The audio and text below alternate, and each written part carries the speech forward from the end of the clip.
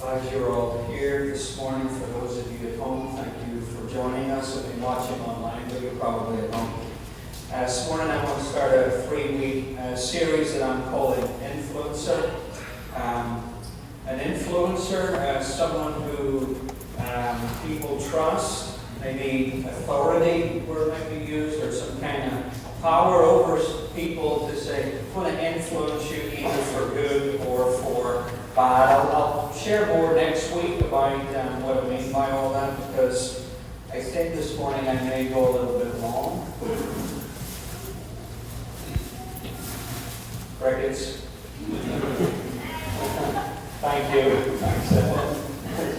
Huh? I may not. So good luck.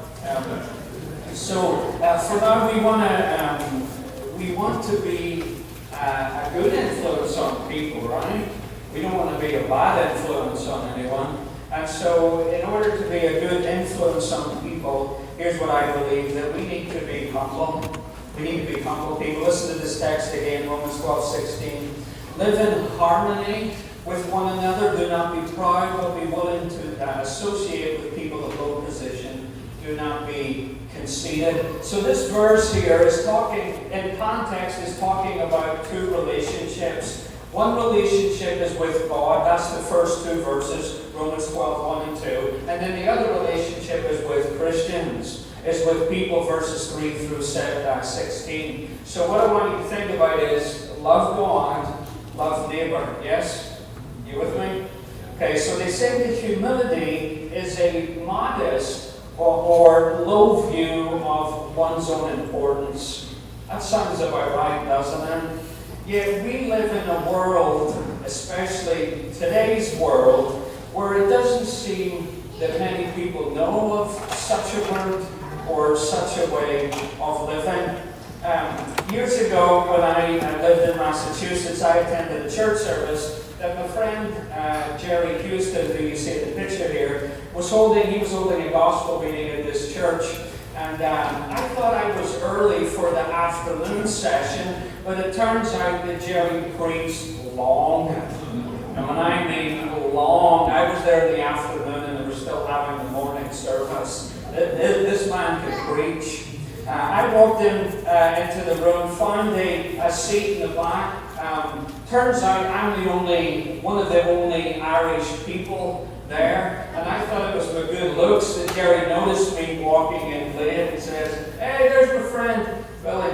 So he finished preaching. After the morning service, there was this meal and then another preaching session. And I sat at the table way back in the room when I first got in, but the refreshments and the food were all the way up at the front. So I head up towards the front, and where all the food is and the refreshments. And right next to that was this, we'll call it a head table. Think wedding, right? Think of a wedding. This head table with all these preachers on it. I'm getting the food, and Jerry sees me, and he pulls me over, and he says, "Where are you sitting?" I said, "I'm sitting way in the back." And then he called someone over, and he said, "Can you get my friend a chair?"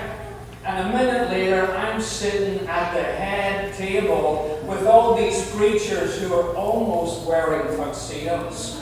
And I'm sitting next to Jerry. And one of the only people he speaks to during the lunch is me.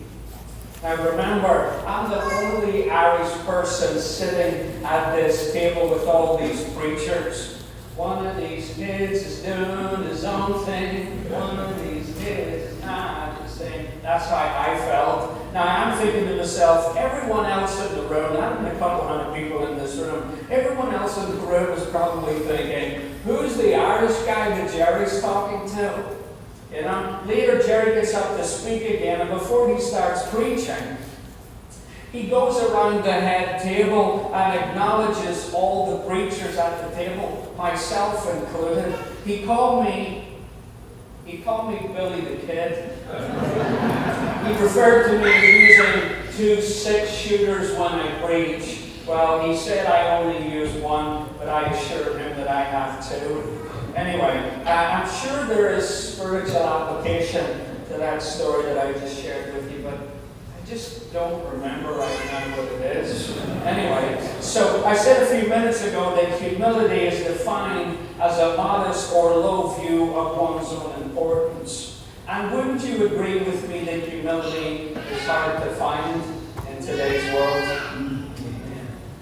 Wouldn't you agree that with social media and whatever other media you use and things that you see on the television, especially this time in the world, wouldn't you agree that if people, that we're being taught that if someone shows that they are humble or they're showing humility, that what they're really saying is that they're weak?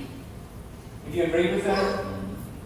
And there's not one of us in here that can say that we are not influenced by the ways of the world. We live in the world, but we are not of the world. Is that right, Christian? And so wouldn't you agree that we Christians can feel in the area of being humble?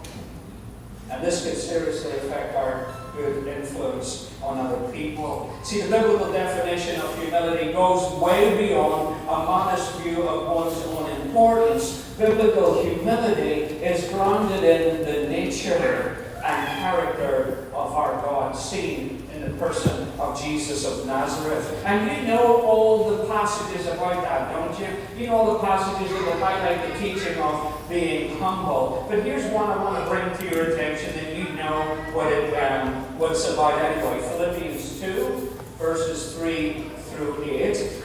Do nothing out of selfish ambition or vain conceit, but in humility consider others better than yourselves. Each of you should look not only to your own interests, but also to the interests of others. Your attitude should be the same as that of Christ Jesus, who, being in the very nature of God, did not consider equality with God something to be grasped, but made himself nothing, taking the very nature of a servant, being made in human likeness, and being found in appearance as a man. What? He humbled himself and became obedient to death, even death on the cross. I don't think there's anything in this passage that I could share with you that you don't already know. So what I'm going to do with this passage here is make a strong suggestion to you and then ask you a question from this passage, okay? Here's the strong suggestion.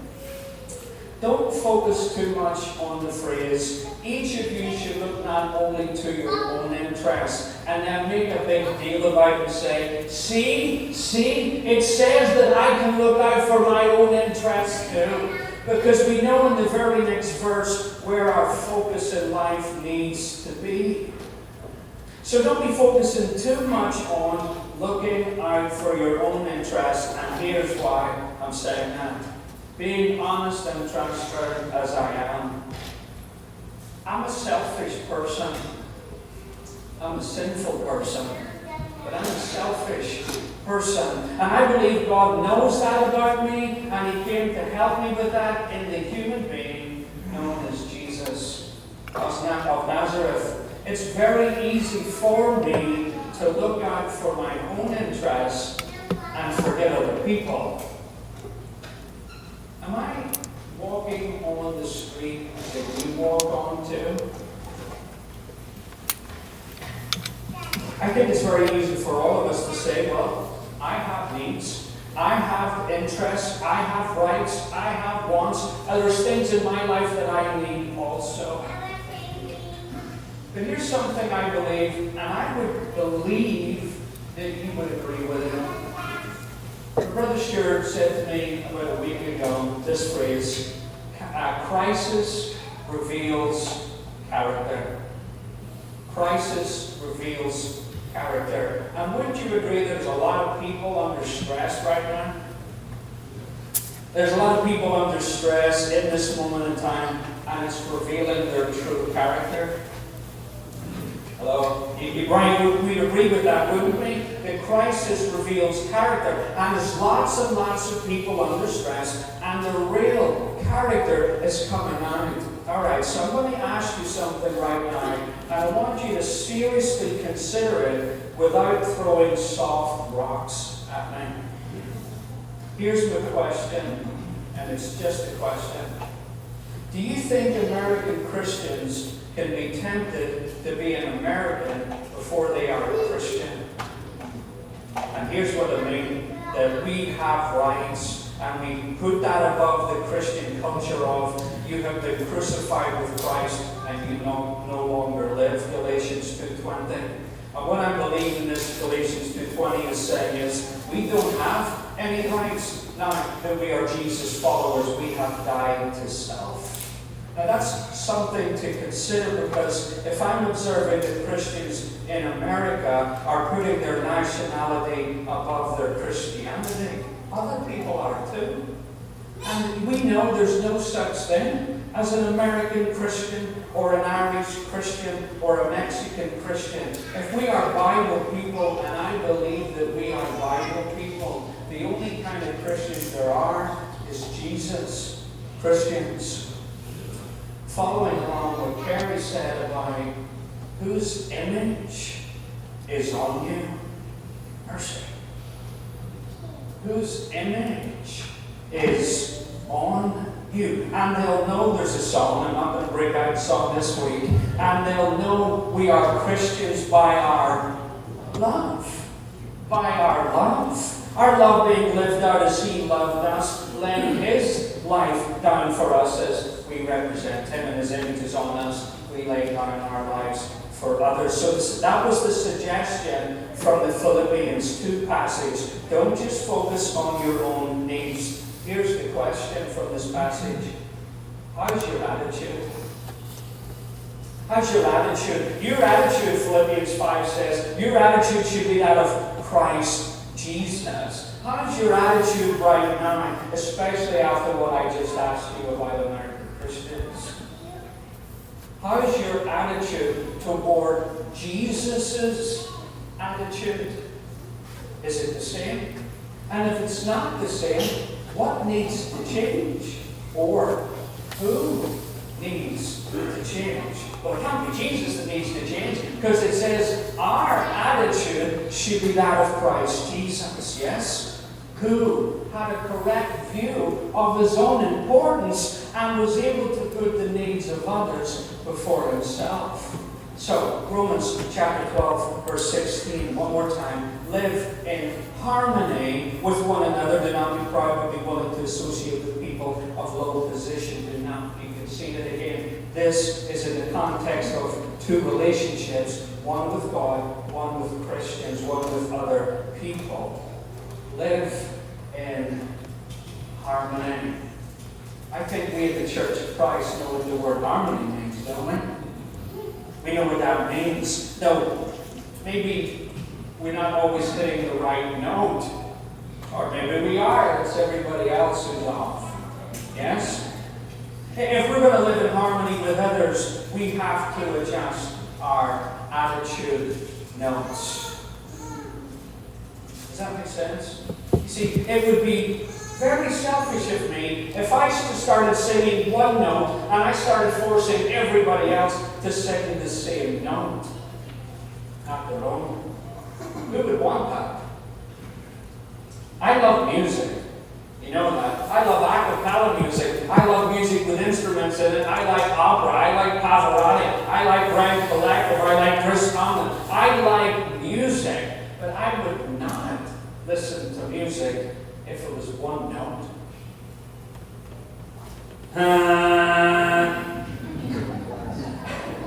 Who would listen to music like that? Just the same note?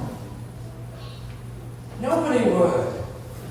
When it's done right, no instrument on this earth can touch it. And let me be clear what I'm saying here. I'm not talking about singing. I'm talking about living like Jesus. Around people. Live in harmony. Too many of us want to be heard and drown others out. Again, I'm not talking about singing. I'm talking about living like Jesus. Too many of us want to sing solo. Again, I'm not talking about singing. I'm talking about living like Jesus. What we're being called to in Romans 12:16 is to adjust our selfishness in such a way that it makes beautiful music with others. Don't you love beautiful music? Nobody wants that.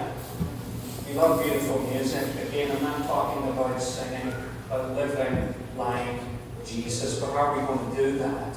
Well, it requires all of us to submit to the will of God. It requires all of us to be humble in heart, to make different choices that allow beautiful music to be heard.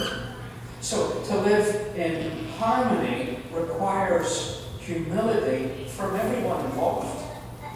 Does that make sense? So, if you want harmony in your marriage, be humble. If you want harmony in church, be humble. If you want harmony at home, be humble. If you want harmony in your workplace, be humble. If you want harmony in your neighborhood, be humble. If we want harmony in this country, Christians, be humble. Have a Jesus attitude. Be a Jesus Christian.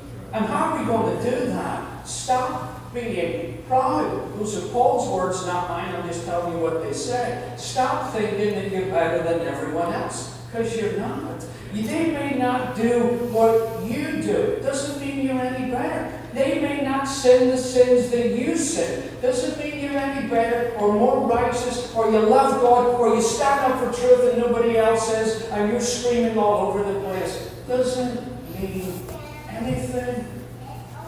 What does is humility.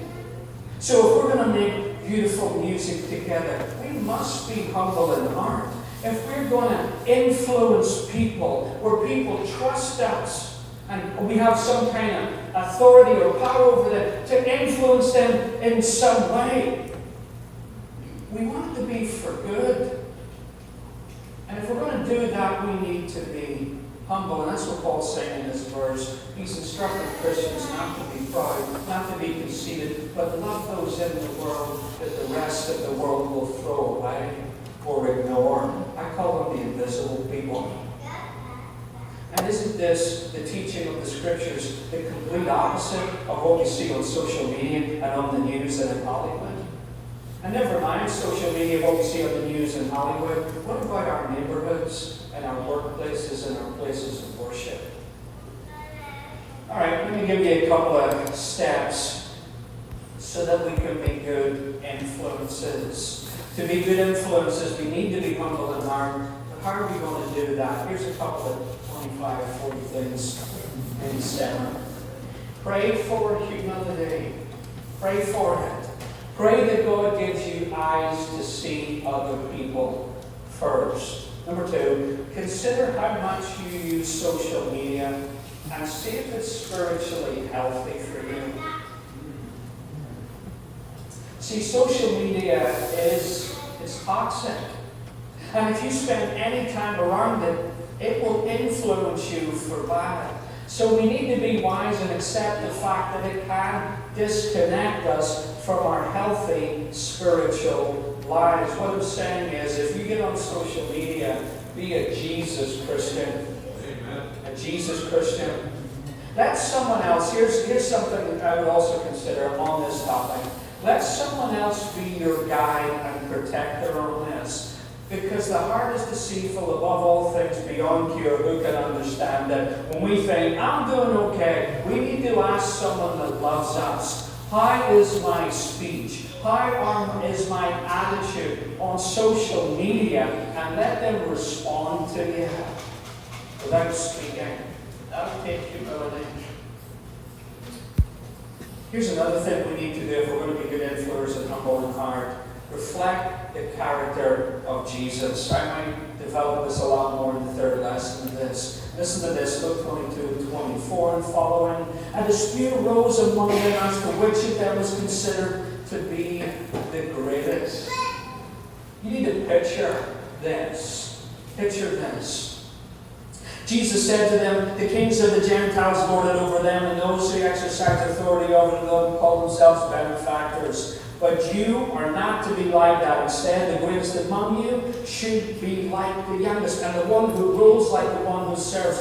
For who is greater, the one who's at the table or the one who serves? Is it not the one who's at the table? But I am among you as one who serves. What image? Whose image? is on you, yes? Can you imagine, you have to picture this, can you imagine the disciples standing next to Jesus and fighting over each other and fighting against each other, saying, no, I'm better than you. No, I'm better than you. Remember that time you opened your mouth and said something that you shouldn't have? I'm better than you, all the while Jesus is standing there.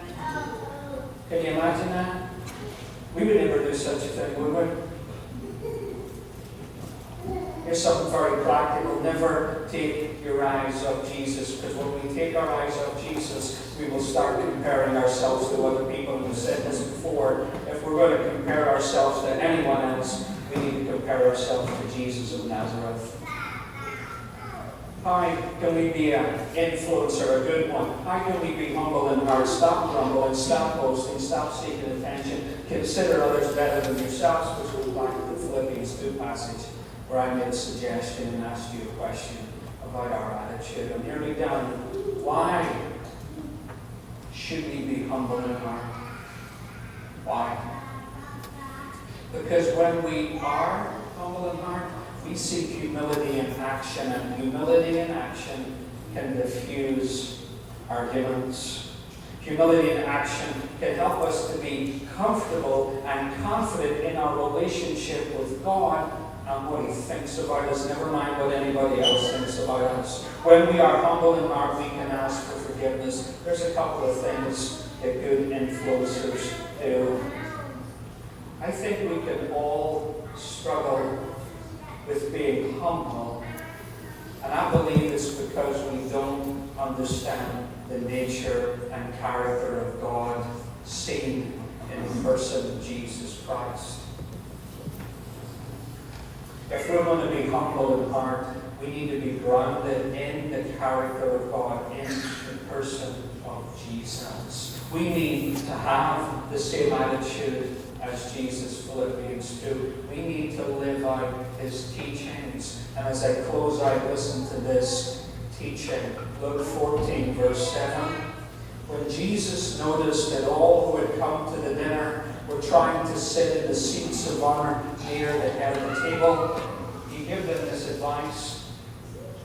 When you're invited to a wedding feast, don't sit in the seat of honor. What if someone is more distinguished than you has also been invited? The host will come and say, give this person your seat. Then you'll be embarrassed and you'll have to take whatever seat is left at the foot of the table. Instead, take the lowest place at the foot of the table. Then when your host sees you, he will come and say, friend, we have a better place for you.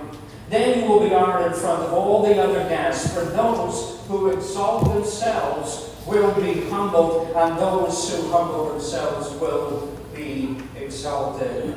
I wonder if this has happened to any of us, this teaching has happened to any of us in real life. Sitting way in the back at a gospel meeting, listening to my friend Jerry Houston, named the only Irish person in the room, and being called up. I wonder if any of us have the heart to sit way back in life, knowing that someday we will be called up. Because God sees. God sees how we live, and His Word is true. Those who exalt themselves will be humbled, and those who humble themselves will be exalted. God bless you in your believing and being humble in heart and an influencer for good.